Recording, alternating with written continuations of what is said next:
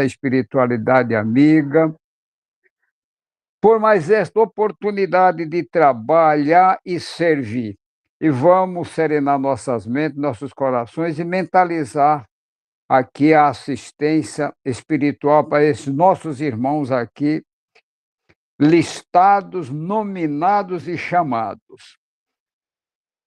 Laiana Aline Clementino Souza, Antônio Rebouças, Irani Camargo, Alissa Farias Paludo Foster, Fabiane Duarte Mesquita, Daniel Alves Mesquita, Valquíria Holanda P. Costa, Fabiane Blenda Vieira, Maria Sebastiana Alves, Ayrton Pereira Ramalho, Eduardo Malta Pessoa Júnior, Carla Sueli Aguiar da Silva, Luiz Fernando Barbosa, Guilherme Bezerra Damasceno, Ruth Marinho Ferreira, Eliane Dantas de Carvalho, Odilon Felipe Rocha, Ivonete Pacheco, Léo Pacheco, Bárbara Emanuela Pacheco, Roberta Araújo Cavalcante Menezes, Marluce Costa, José Amâncio da Silva, Lucas Batista Freitas e Viviane Rodrigues Almeida. Virando a página. Daniela Guise, Dulcinete Maria Carneiro, Cícero Gomes de Brito, Joaquim Libânio Pereira Neto, Alexandre Arruda, Marta Jennifer Batista Souza Meira, Naí Moro Ciuti e Antônio Teófilo Andrade Filho, que já está na pátria espiritual. Que o nosso Pai Celestial, nosso amado Mestre Jesus, a nossa Mãe Santíssima e toda a espiritualidade amiga e os mentores espirituais possam auxiliá-los, conduzindo cada um ao seu local adequado para receber a assistência, e o nosso irmão que já se encontra na pátria espiritual, que seja encaminhado para o seu local de destino para iniciar sua nova tarefa no mundo celestial. Que assim seja, e vamos à leitura do do exórdio da noite de hoje, convidando a nossa irmã Margot para fazer a leitura e um breve comentário. É com você, minha irmã, seja bem-vinda. Obrigada, boa noite a todos. Então vamos ao nosso livro Vinha de Luz para o exórdio dessa noite, psicografia de Francisco Cândido Xavier, pelo Espírito de Emmanuel. A mensagem de hoje é a de número 31 e seu título, De Ânimo Forte. Está lá na segunda carta de Paulo a Timóteo, no capítulo 1, versículo 7, essas palavras. Porque Deus não nos deu o espírito de temor, mas de fortaleza, amor e moderação. Emmanuel nos traz: não faltam recursos de trabalho espiritual a todo irmão que deseje reerguer-se, aprimorar-se, elevar-se. Lacunas e necessidades, problemas e obstáculos desafiam o espírito de serviço dos companheiros de fé em toda parte. A ignorância pede instrutores, a dor reclama enfermeiros, o desespero suplica orientadores. Então, porém, os que procuram abraçar o trabalho do amor, porém, os que procuram abraçar o trabalho por amor de servir, com raras exceções, observamos na maioria das vezes a fuga, o pretexto, o retraimento. Aqui há temor de responsabilidade. Ali receios da crítica, acolá pavor de iniciativa a benefício de todos. Como poderá o artista fazer ouvir a beleza da melodia se lhe foge o instrumento? Nesse caso, temos em Jesus o artista divino e em nós outros, encarnados e desencarnados, os instrumentos dele para a eterna melodia do bem no mundo. Se algemamos o coração ao medo de trabalhar em benefício coletivo, como encontrar serviço feito que tranquilize e ajude a nós mesmos?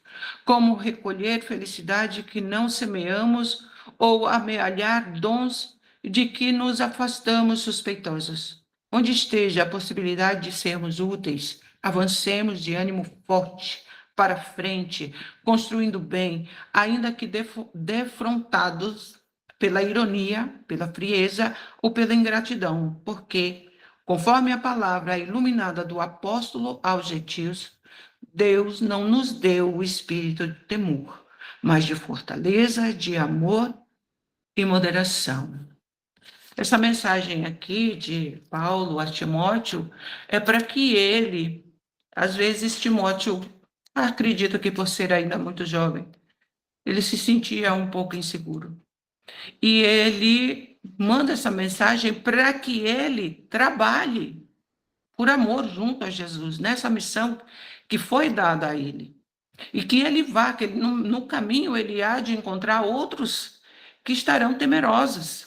Então, que ele seja o exemplo desses outros que ele encontrará, que ele encontrou, no caso, para que aqueles também tenham ânimo e lute primeiro contra si. Porque a maior vitória que nós devemos conquistar é conosco primeiro. Muitas vezes a gente entra numa seara que não é do Cristo.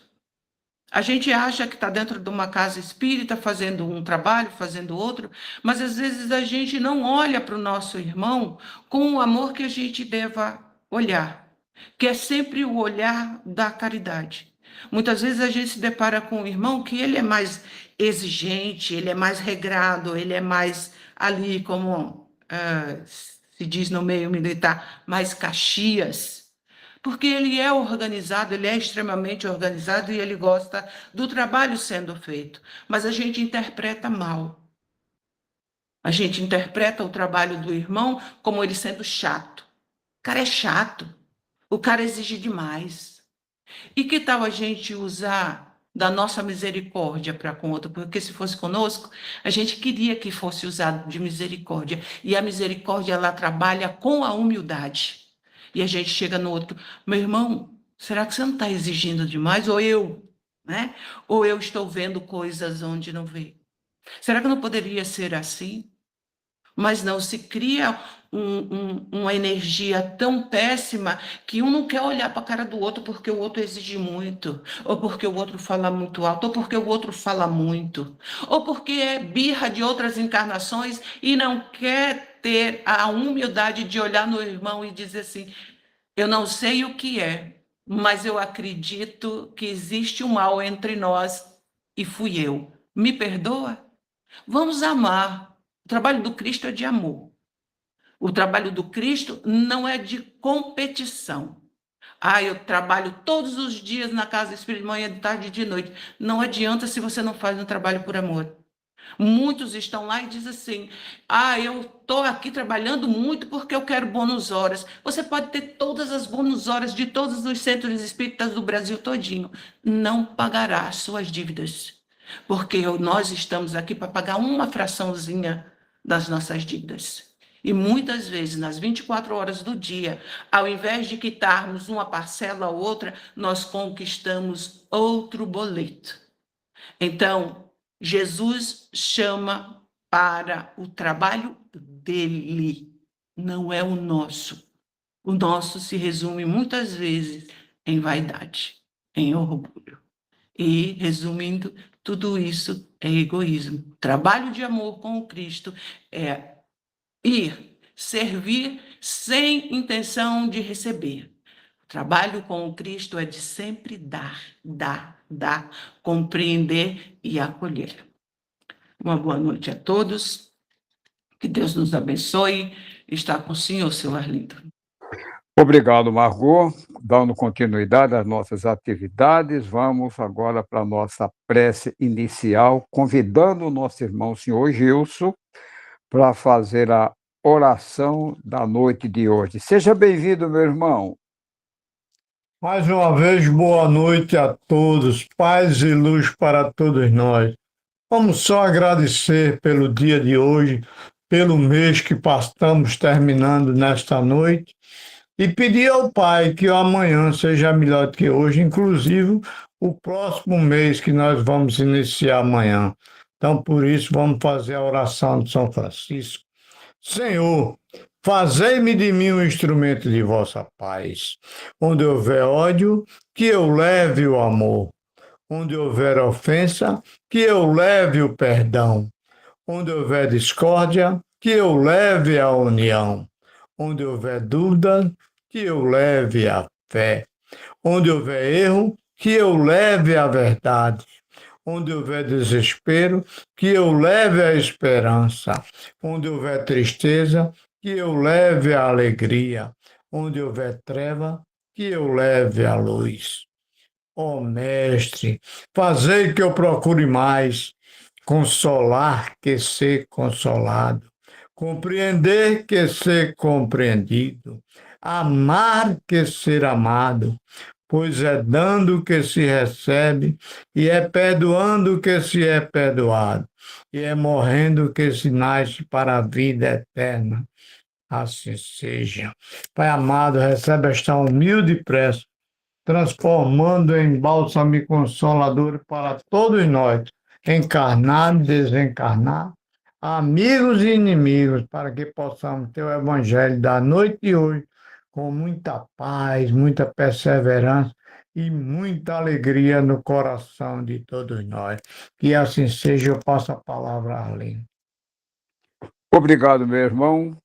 E nesse clima de paz, de equilíbrio, de harmonia, vamos rogar ao nosso Pai Celestial, nosso amado Mestre Jesus, a nossa Mãe Maria Santíssima, a toda a espiritualidade amiga e, em especial, ao Dr. Bezerra de Menezes, mentor espiritual da nossa casa, a permissão para iniciar o Evangelho da noite de hoje, convidando a nossa irmã Glaci, que fará a leitura e a explanação do Evangelho de hoje.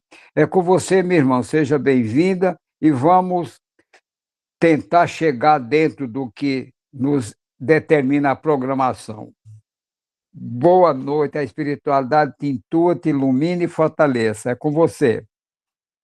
Que assim seja. Boa noite a todos, sejam todos bem-vindos, sintam-se abraçados, Jesus, Maria e toda uma luz na frente.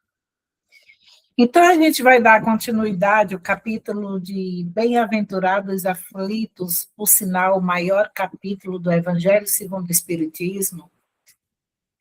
Aí a gente vai ler os itens 24 e 25, que é a infelicidade real e a melancolia. Olha só, o próprio título já nos fala. Primeiro, bem-aventurados aflitos.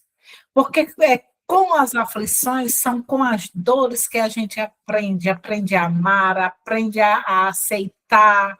É tipo assim, você só dá valor quando você perde. Então, que tal a gente dar valor à saúde enquanto a gente está com ela? A gente dá valor a alguém que está do nosso lado enquanto está do nosso lado. Essa é a real felicidade. Agora, a infelicidade real é aquela que ainda tem o coração endurecido, é aquela que ainda tem o orgulho, é aquela que ainda traz a vaidade. É até interessante, eu assisti uns dias aí atrás, de um rapaz que tem milhões de anos de espiritismo, ele falando sobre a vaidade. A vaidade, meus irmãos, é bom até a gente refrisar, porque pessoas confundem muito. Vaidade não significa a gente usar uma maquiagem, a gente usar uns ourinhos. Não é isso aí. A vaidade é você se ostentar, você se envaidecer. É você achar que porque você faz uma oratória, porque você é um capitão, porque você é uma doutora, e se envaidece com aquilo que não vai prestar conta lá quando chegar. Essa é a infelicidade real. É quando você se envaidece, é quando você se orgulha, quando você ainda tem o egoísmo. O egoísmo, como foi muito bem dito, é a gente passar pelo irmão e não ver a dor que ele está sentindo. E não sentir a dor como Jesus sente a nossa. Aí, lendo, e eu peguei até uma parte que eu vou fazer logo de cara aqui para vocês, é o significado do Pai Nosso. Né? O significado do Pai Nosso. O Pai Nosso, eu botei aqui, são 7 pedidos. Olha que interessante. O Pai Nosso é um código. São 7 pedidos. Significa libertação. Tanto é 7 que quando Pedro pergunta quantas vezes eu tenho que perdoar o meu irmão, é 7 vezes?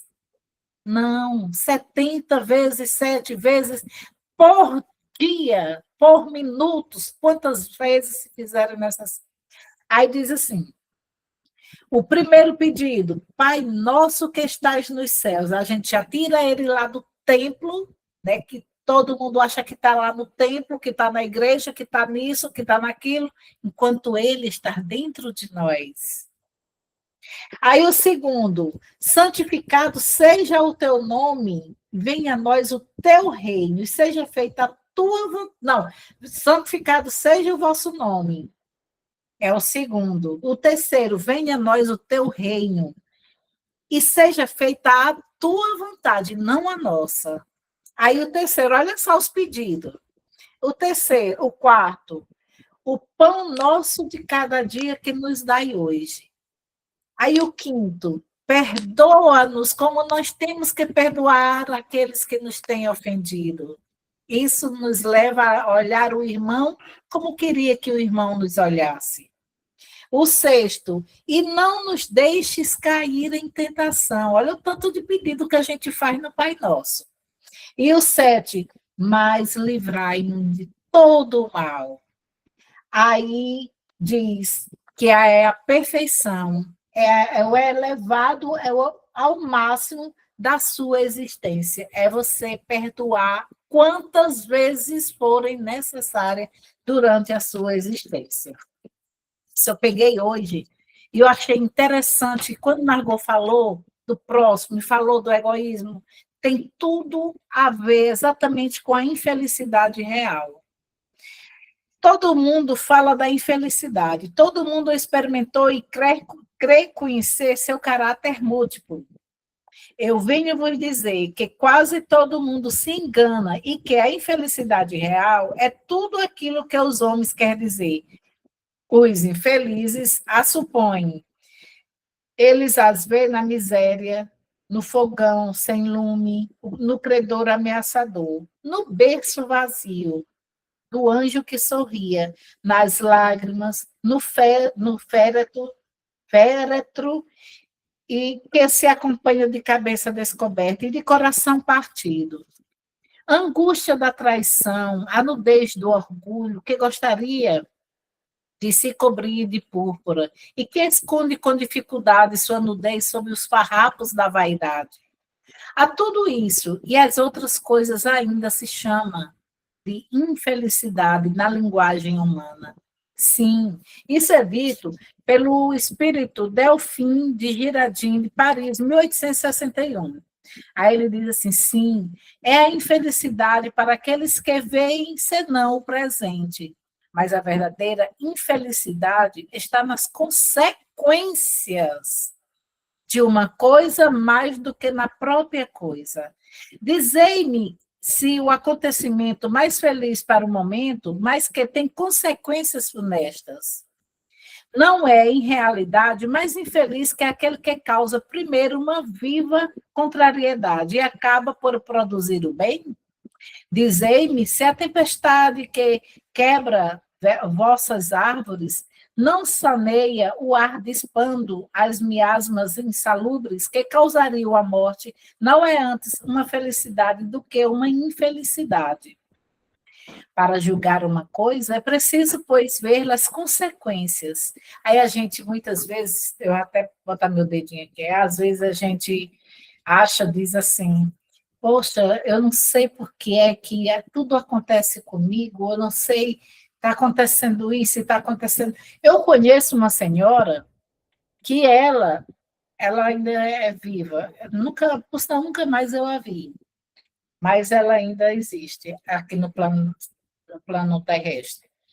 Ela sempre, quando ela descobriu que eu era espírita, ela é evangélica, ela veio ter comigo, né? Ela foi e disse, agora, então me explique por que é que eu sofro. Olha só, os desafios para a gente, né? Explique por que é que eu sofro. Sempre fui uma boa filha, sempre fui uma boa mãe, sempre fui uma boa esposa, sempre fui tudo que Deus quis que eu fizesse, eu fiz. Por que é que eu sofro? Aí lembra até da história de Chico Xavier, né? Que é o marido, acho que foi até Rita quem contou ontem, que o marido não era espírita e ela queria que ele, mas ele tinha todas as qualidades do mundo, mas não era espírita. E então, essa senhora, ela falou o seguinte, olhei para ela e disse, olha, se a senhora pegar o Evangelho segundo o Espiritismo, pegar o livro dos Espíritas, qualquer que seja os nossos estudos no Pentateuco kardeciano, a senhora vai ver que existem outras vidas. E também foi dito no exórdio de hoje. Porque a gente acha que as consequências que nós causamos é só de agora. Muitas vezes nós estamos aqui e fizemos a prática direitinho, estamos fazendo direitinho, talvez, né? Direitinho.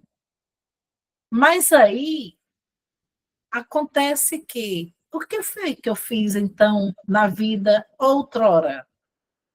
Eu, por exemplo, que eu tenho a ciência que eu vivi em 1534, só tem uma parte da história que eu vivi nesse ano. Mas o que eu fiz? Porque senão eu não estaria mais aqui. Com certeza nós fizemos muitas atrocidades, seja nessa, quando nós ainda éramos ignorantes do conhecimento, nós com certeza. E quantas vezes, ainda com o conhecimento pequenininho que nós temos, ainda erramos quando não olhamos com os olhos, o terceiro olho, a gente olha com esses e não somos indulgentes, a gente julga. Como também foi dito no exórdio de hoje. Julga pela forma que a pessoa faz, julga pelo que a pessoa julga por tudo. E Deus nos deu a inteligência e a consciência, principalmente. O nosso maior juiz não tá dentro da lei, é da lei divina. É a nossa consciência. Você pega o livro, aquela quantidade, mais de 400 livros de Chico Xavier, do André Luiz, você vê a consciência. É a consciência o tempo todo.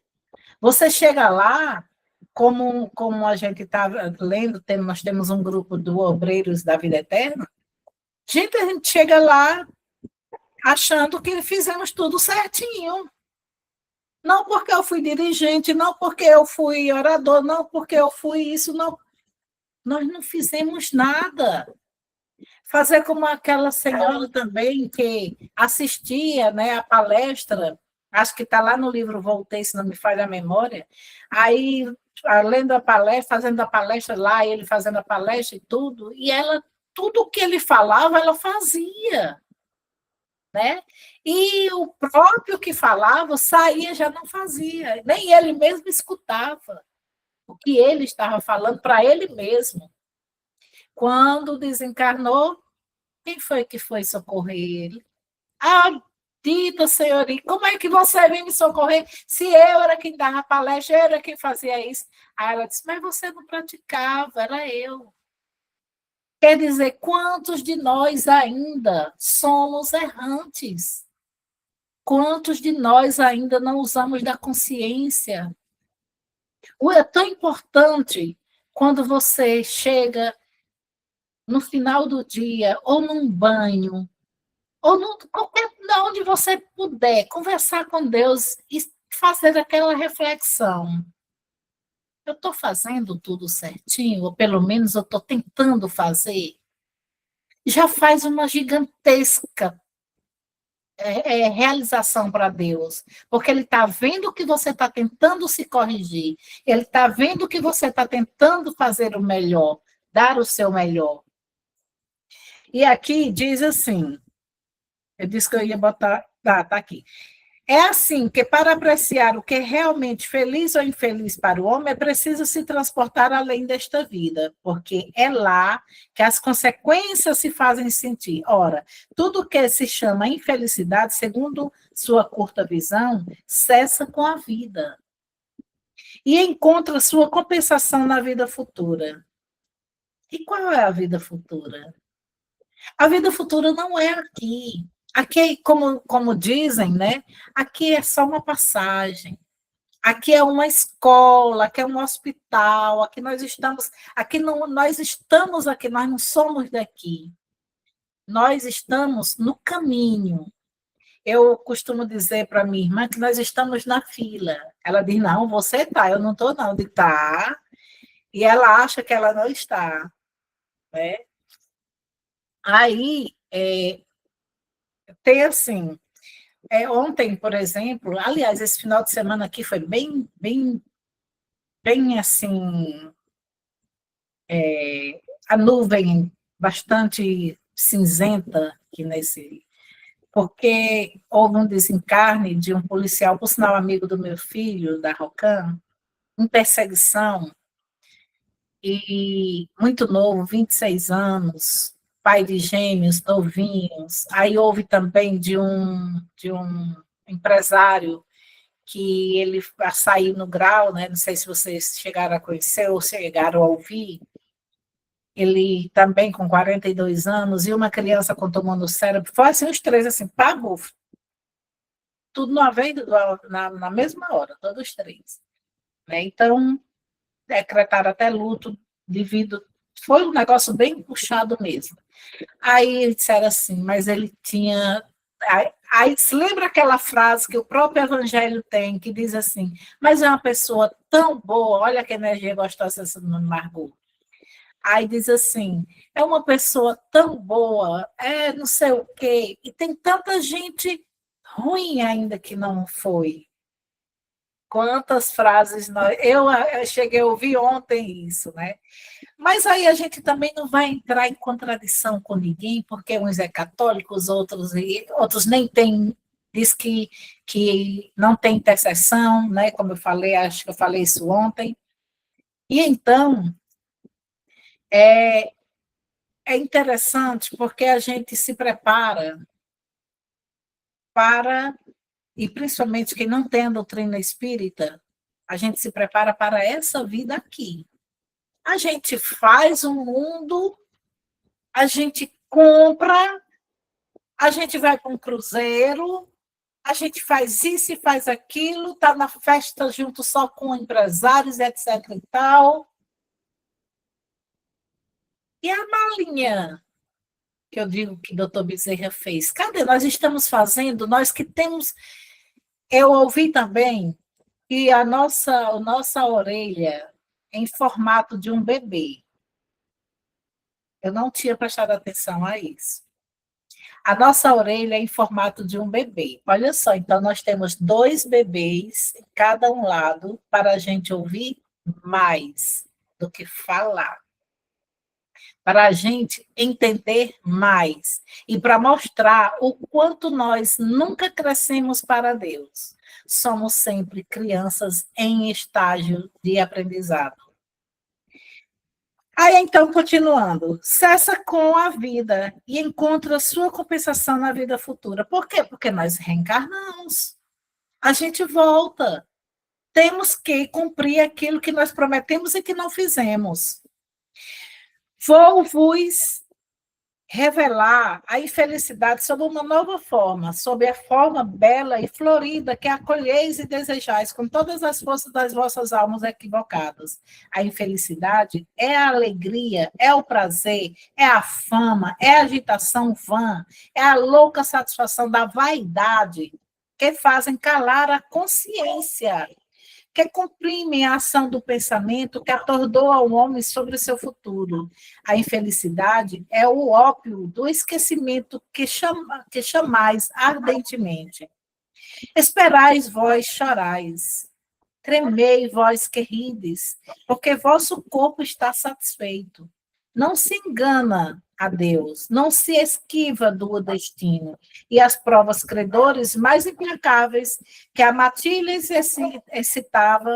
citada pela miséria, espreitam vosso repouso ilusório, para vos mergulhar de repente na agonia da verdadeira infelicidade, daquela que surpreende a alma, enfraquecida pela indiferença e pelo egoísmo.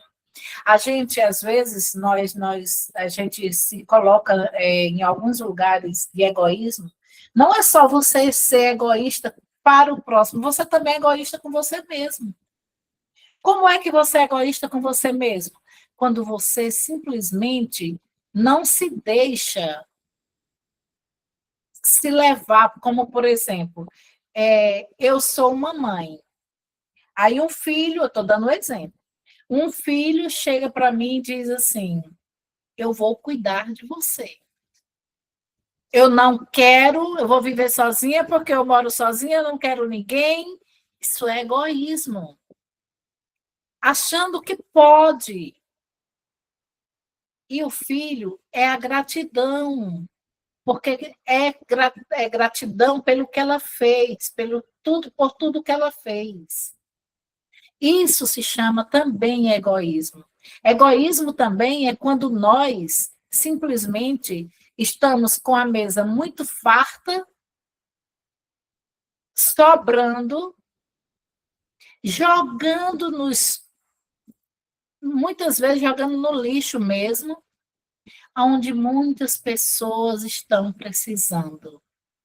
Aquilo dali já servia para alguém.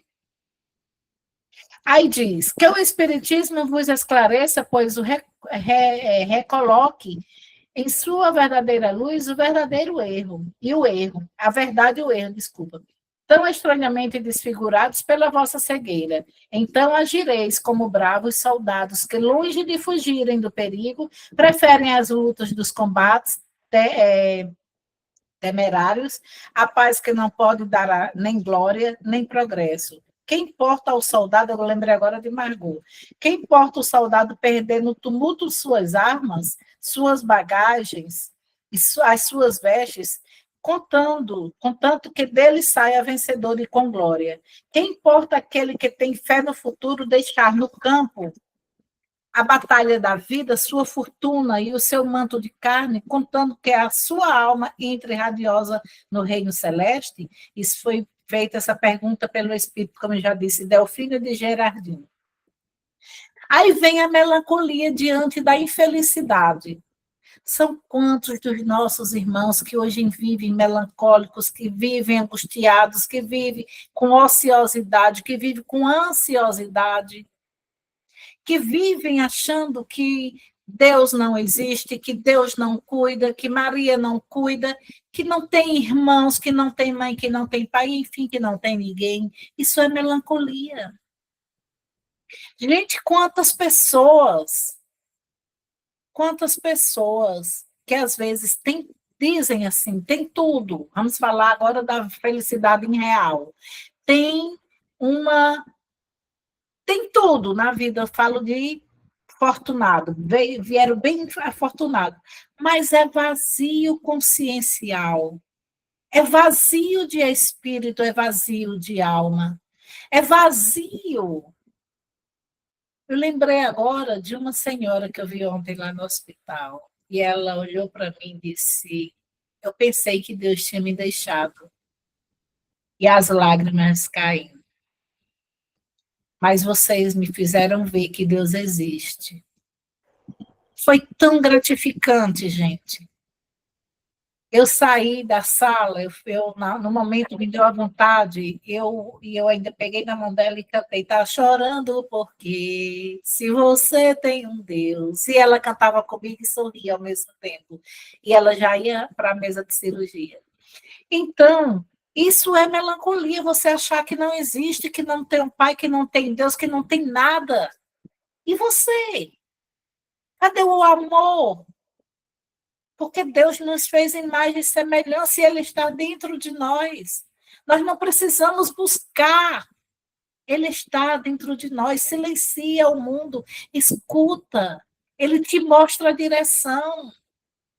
Ele vai abrindo no silêncio, vai abrindo os caminhos. Ele vai agindo, deixa ele escutar o grito da tua alma. E então diz: sabeis por quê? Isso foi dito pelo espírito François de Geneve Bordeaux, diz o ano não. Sabeis, porque uma vaga tristeza se apodera por vezes dos vossos corações e vos faz achar a vida tão amarga? É o vosso espírito que aspira a felicidade e a liberdade, e que, preso ao corpo que lhe serve de prisão, esgota-se em vãos esforços para dele sair. Quantas vezes a gente não faz, quem faz desdobramento, a vontade é de ficar, né? É realmente o corpo é denso e a gente sente aquela liberdade, é muito bom. Mas a gente tem compromisso, tem que voltar, a gente não pode ficar assim não, hein? Bora levantando a cabeça para não entrar em melancolia, voltando para o corpo denso. E então diz aqui, mas vendo que são inúteis, cai no desencorajamento e o corpo, suportando sua influência, a languidez, o abatimento, uma espécie de apatia, se apoderam de vós e vos achais infelizes. Olha aí, o que tanto a gente busca para a gente. São aqueles também que guarda-se rancores, guarda-se mágoa, guarda-se ódio, são aqueles que ainda vivem com aquela coisa, parece que está remoendo. Sabe aquela, não sei se vocês já ouviram falar que a vaca à noite ela remoe e joga tudo para fora e depois come tudo. É igual aquela pessoa que tem a mágoa, que tem o ódio, que tem o rancor. Não, eu perdoo. Quando dá de noite, que deita a cabeça no travesseiro e diz, mas eu não aguento, não. E volta todos os pensamentos de mágoas, de rancores. Ali adoece. Vai adoecendo as vísceras, vai adoecendo os membros superiores, inferiores, cabeça, etc. e tal. As células cancerígenas. E então diz, crede em mim, resistir com energia a essas impressões que enfraquecem em vós a vontade. Essas aspirações para uma vida melhor são inatas. Menino, o tempo urge. Tinha tanta coisa para ler. Inata, cadê que agora até me perdi? Inspirações desviem seus espíritos para vos instruírem sobre a felicidade que vos reserva. Esperai pacientemente o anjo da libertação que deve vos ajudar a romper os laços que mantêm vosso espírito cativo. Pensai que tendes a cumprir durante vossa prova toda a terra, uma missão de que não suspeitais, seja em vós devotando a vossa família, seja cumprindo os diversos deveres que Deus vos confiou. E se no curso dessa prova, porque prova é aquilo que nós temos que passar, é fazer aquilo que nós viemos fazer e passar por média, hein, sem recuperação. A expiação, nós ainda estamos aprendendo. E desempenhando vossa tarefa, vedes os cuidados, as inquietações, os desgostos se precipitarem sobre vós. Sede fortes e corajosos para suportar. Sejamos serenos para aceitar o que nós não podemos mudar. Afrontai-os francamente. Eles são de curta duração e devem vos conduzir para perto dos amigos que chorais, que se regozijarão com a vossa chegada entre eles, e vos estenderão os braços para vos conduzir a um lugar onde os desgostos da terra não tem acesso. Gente, eu tinha tanta coisa para ler, mas o tempo é tão urge com tantas coisas. Mas eu vou só dizer uma coisa para vocês que eu peguei aqui, que fala o seguinte: os pontos fundamentais, é rapidinho, seu Arlindo, os pontos fundamentais da realeza infeliz e da melancolia, as consequências de escolha, o vitimismo, a rebeldia, a infelicidade, a ilusória, o egoísmo. Tudo isso faz parte da gente simplesmente entrar na melancolia, entrar numa felicidade que não existe. E então, como diz Santo Agostinho, eu até botei no grupo, que um louvor de coração vale 2, 3 preces, dependendo do teu coração, da tua essência. Vamos dizer, Deus estar aqui nesse momento, sua presença é real em teu poder. Entrega tua vida e teus problemas. Fale com Deus, Ele vai ajudar você. Deus te trouxe aqui para aliviar os teus sofrimentos. É Ele o autor da fé, do princípio ao fim, em todos os teus tormentos. Mas se ainda vier nuvens traiçoeiras, se a cruz pesada for, Cristo estará contigo. Se o mundo pode até fazer você chorar, mas Deus te quer sorrindo. Como é bom você ter fé. Está lá em Isaías, a fé e a esperança. Está lá em Tessalonicenses, tudo dai graças. Está lá em Eclesiastes, esperai o tempo de Deus, não o nosso. Busca e achareis. Busca no Senhor que Ele resolve tudo para a gente, como foi dito na oração inicial. É dando que recebemos, é perdoando que somos perdoados, é consolando que somos consolados, é compreendendo que somos compreendidos. Mesmo quando tudo isso não se fizer para a gente, faça e agradeça. Por mais que não faça, por mais que não vejam, Deus está vendo. Continua fazendo, continua a exercer a tua missão, o teu compromisso, a tua prova, aquilo que você estudou quando estava nas esferas errantes. Deus, agradeço por tudo, agradeço pelos dons que temos, pelos talentos que nos desses, agradeço pela boca que fala, pelo silêncio quando se é necessário, pelos 2 ouvidos para a gente ouvir o que estamos falando de bom, e tampar aquilo que não condiz a teus ensinamentos. Ao terceiro olho, olhar com o olhar do Cristo para com o próximo. Aquilo que você queria para você, dê para o próximo. A verdadeira caridade junto com a humildade. Não adianta você só ter a caridade, você tem que ter a humildade. É a justiça. Justiça é você dar aquilo que é do próximo. A caridade com humildade é você dar aquilo que é seu sem pedir nada em troca. Pai, continua a nos abençoar, continua a nos fortalecer com essa tua misericórdia, com essa tua força, com essa fé que tu nos dá.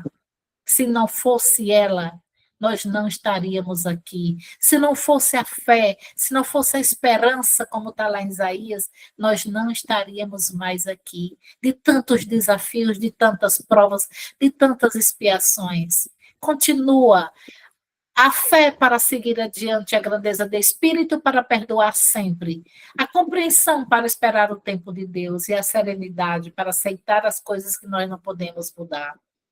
E com isso, nós agradecemos também a Maria por interceder com sua mão, com teu manto, todos os filhos, aqueles que estão aflitos, aqueles que estão com a infelicidade real, aqueles que estão em melancolia. Aquieta, mãe. Coloca nos teus braços a cada um, aqueles que estão desencarnando nesse momento, aqueles que já desencarnaram, que ainda pensam que estão no corpo físico, aqueles que estão nos corredores dos hospitais, nas UTIs, aqueles que estão nas colônias ainda, sem saber como chegar, como fazer, ajuda.